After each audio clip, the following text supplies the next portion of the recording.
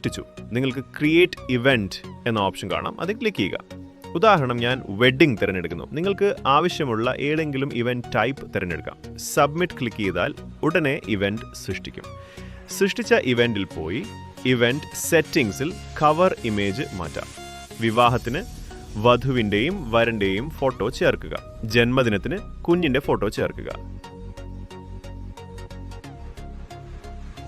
ഇനി photo upload ചെയ്യുന്ന ഭാഗത്തേക്ക് പോകാം.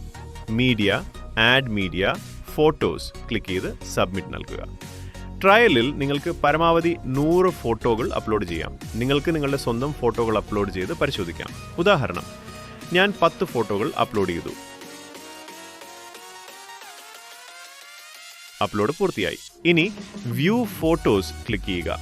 ഓരോ ഫോട്ടോയിലും എത്ര മുഖങ്ങൾ, ഫേസസ് കണ്ടുപിടിച്ചുവെന്ന് കാണാം.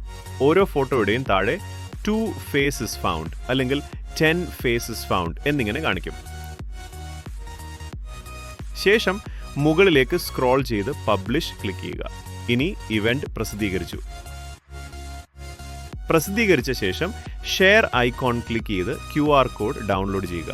ട്രയൽ ടെസ്റ്റ് ചെയ്യാൻ QR കോഡ് സ്കാൻ ചെയ്ത് നിങ്ങളുടെ സെൽഫി അപ്ലോഡ് ചെയ്യുക.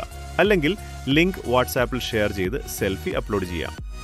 ഈ ഓപ്ഷൻ നിങ്ങളുടെ ഇവന്റിലെ കസ്റ്റമർമാർക്ക് നൽകണം എന്ന് ആഗ്രഹിക്കുന്നുവെങ്കിൽ സ്ക്രീനിൽ കാണുന്ന നമ്പറിൽ വിളിക്കുക.